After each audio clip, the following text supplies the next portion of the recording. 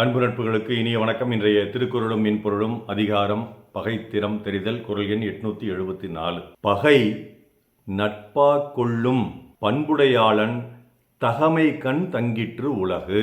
ஒரு பகைவனையும் நண்பனாக மாற்றிக்கொள்ளும் நல்ல பண்புகள் கொண்ட மனிதர்களிடம் இந்த உலகம் பெருமை கொள்கிறது. The world will live with pride because of the people who have the good quality of making friendship with force. பகைவர்கிட்ட போய் எப்படிங்க நட்பாக மாற்றுறது? பகைமை வர்றதே நம்ம உள்ளத்தில் இருக்கக்கூடிய கோபமான வெளிப்பாடுகள் காரணமாக, சண்டைகளின் காரணமாக, உரசல் காரணமாக தானே பகைமையே வருது.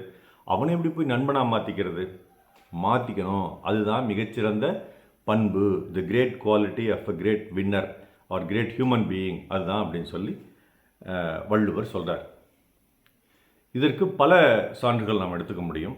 அந்த காலத்தில் மன்னர்கள் பார்த்திங்கன்னா, ஒரு மன்னர் இருப்பான், அவனுக்கு எதிராக 2 மன்னர்கள் வருவார்கள்.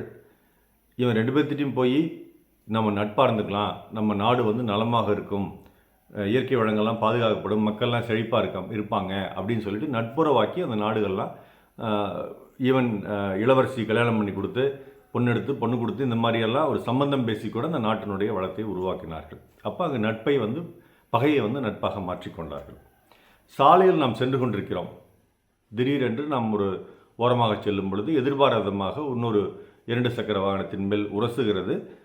நாம் மகிழ்வந்தில் சென்று கொண்டிருக்கும் பொழுது, ஆனால் அவர் கீழே விழலை, நிலை தடுமாறார். உடனே நம்ம ஓரமாக நிறுத்திட்டு கண்ணாடி இறக்கிவிட்டு ரொம்ப சாரிங்க, மன்னிச்சுக்குங்க, பொறுத்தருங்க, நான் இடது பக்கமாக ஒதுக்கும்போது நீங்கள் அங்கே இருக்கிறது என்னால் கவனிக்கலை அப்படின்னு சொன்னோம்னா, அவர் வாயை திறந்து நம்மளை கண்டபடி திட்டு வருவார். ஏய், உனக்கு அறிவு இருக்குதா, மூளை இருக்குதா அப்படின்னு திட்ட வந்தவர் கூட இதை நம்ம பொறுமையாக நம்ம சொல்கிறது கேட்டு பரவாயில்லைங்க, இனிமேல் பார்த்து போங்க அப்படின்னு சொல்லிட்டு போயிடுவார். சில வேளைகளில் நம்ம வண்டியில் போயிட்டுருப்போம், குறுக்கு ஒரு ஆள் வேகமாக ஒடியாருவான், ரோடை கிராஸ் பண்ணுறணும், சாலையை கடக்கணும்னு சொல்லிட்டு. அவன் போயிடுவான்னு சொல்லிட்டு நம்ம இப்படி போவோம், அவன் நம்ம இப்படி வரோன்னு சொல்லிட்டு அவனும் அதே பக்கம் நிற்பான், சடார்னு நிற்பான். அப்படி நிற்கும் பொழுது அவன் மேலே மோதுற மாதிரி நம்ம போய் நிற்போம். அப்போ அவன் திருப்பி நம்மளை பார்த்து, மன்னிச்சுங்க, நான் நீங்கள் இப்படி இடது பக்கமாக வலது பக்கமாக போவீங்கன்னு நினச்சி நான் இப்படி நின்றுட்டேன், நீங்களும் இடது பக்கமாக வந்துட்டீங்க அப்படின்னு அவன் சொல்கிறான். அப்போ நமக்கு இருந்த கோபம் குறைஞ்சு போயிடும். மருத்துவமனையில் பல வேளைகளில் வரவேற்பாளர்களின் எனக்கு இந்த ஓபி பார்க்குற அசிஸ்டன்ட் இருக்காங்களே, அவங்களுடைய பாடு ரொம்ப திண்டாட்டங்க. நான் அறுவை சிகிச்சை முடித்து கீழே வர்றதுக்குள்ள காலதாமதமாகும், வெளியில் எங்கேயாவது அவசரமாக போயிட்டு வர்றதுக்கு கொஞ்சம் காலதாமதமாகும். நோயாளிகள் வெளியூர்லேருந்து முன்னாடியே உட்காந்துட்டு இருப்பாங்க.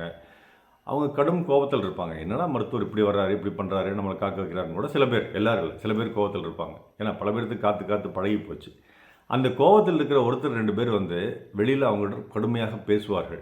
எவ்வளோ ஆச்சுங்க, எனக்கு முன்னாடி வந்தவங்கலாம், எனக்கு பின்னாடி வந்தவங்கலாம் உள்ளே போய் பார்த்துட்ருக்குறாங்க, நான் இன்னும் உட்காந்துட்ருக்கேன் அப்படின்னு சொல்லுவார். அவருக்கு தெரியாது, அவங்கெல்லாம் பின்னாடி வந்தவங்களே இவருக்கு முன்னாடியே 1 வாரத்துக்கு முன்னாடியே டோக்கன் போட்டு பெயர் பதிவு பண்ணி வந்தவங்கன்னு அவருக்கு தெரியாது. ஆனால் அவருக்கு பொறுமையாக நம்ம எடுத்து சொன்னோம் அப்படின்னா அவர் அவருடைய அந்த கோபத்தை குறைச்சிக்குவார். அங்கே தான் அந்த பகையை நட்பாக்கி கொள்வது. மாறாக அந்த வரவேற்பாளரோ அல்லது எனக்கு உதவியாளர் இருப்பாரோ, யோ உட்காருங்கய்யா, என்ன இப்படி கத்திட்டு இருக்கீங்க, வழக்கமாக எங்களுக்கு 2 மணி நேரம் ஆகும் தெரியுமா, எங்கள் டாக்டர் பார்க்கணும், அவ்வளோ சும்மாவா அப்படின்னு ஏதாவது பேசிட்டாங்க அப்படின்னா அங்கே பகை மேலும் வளருமே ஒழிய அங்கே நட்பாக. அதனால் நம்ம எந்த இடத்தில் இருந்தாலும் ஒரு பகைவரை நம்மால் நண்பனாக கொள்ள முடியும். அந்த வித்தை, அந்த சிறந்த பண்புகளை நாம் கொள்ள வேண்டும். அப்படி நண்பனாக கொள்ளணும் என்ன பண்ணணும்? அவங்கள்ட்ட போய் காசெல்லாம் கொடுக்க வேண்டாங்க. ஒரு புன்சிரிப்பு, ஒரு மன்னிப்பு, ஒரு ப்ளீஸ், ஒரு தயவு செய்து, இந்த மாதிரியான வார்த்தைகளை, நல்ல வார்த்தைகளை போட்டு முகத்தில் நல்ல பாவங்களை வைத்து புன்சிரிப்புடன் அவரிடம் மன்னிப்பு கேட்க தவறக்கூடாது. இது யாராக இருந்தாலும் சரி. இப்போ வீட்லேயே கணவன் மனைவிக்குள்ளே சண்டை வருங்க. கணவன் பார்த்துட்டே இருப்பாங்க, மனைவி மூஞ்சி தூக்கி வச்சுட்டு டுவீல்னு பாத்திரத்தெல்லாம் தூக்கி வீசிகிட்டு இருப்பாங்க. கணவன் பார்க்குற வரைக்கும் பார்த்துட்டு கடைசியில் போய், குறிப்பாக மாலை நேரத்தில் போய், மன்னிச்சுக்குமா, தெரியாமல் சொல்லிட்டேன், இது மனசில் வச்சுக்காதம்மா அப்படின்னு கேட்டார்னா அங்கே பகை நட்பாக அன்று இரவு வளரும். மாறாக கணவனும் முகத்தை இழுத்துக்கிட்டே போயிட்டே இருந்தான் அப்படின்னா அங்கே பகை மேலும் விரிவடைந்து 2 படுக்கைகளாக கூட மாறிவிடும். அதனால் எந்த ஒரு இடத்திலும் பொறுத்தல்க என்று சொல்வதும், சாரி கேட்பதும், மன்னிப்பு கேட்பதும், தயவு செய்ய என்று சொல்வதும் நமக்கு அங்கே இருக்கக்கூடிய பிரச்சனையை தீர்க்கும், அந்த பகையை நட்பாக்கும்.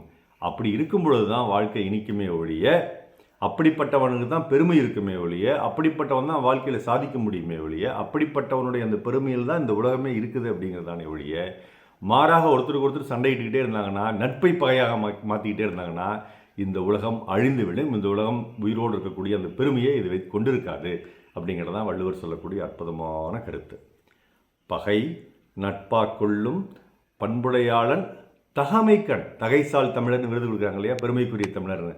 தகமைக்கண் தங்கிற்று உலகு. நான் சிறக்க நற்றமிழ் வாழ்த்துகள். மருத்துவ ராமசெல்வரங்கம் நிலைய வெளியே கிடமை சேலம் கள்ளக்குறிச்சி 64 நன்றி. டாக்டர் செல்வக்கல் யூடியூப் சேனலை ஷேர் பண்ணுங்கள், லைக் பண்ணுங்கள், கமெண்ட் பண்ணுங்கள், சப்ஸ்கிரைப் பண்ணுங்கள். வணக்கம்.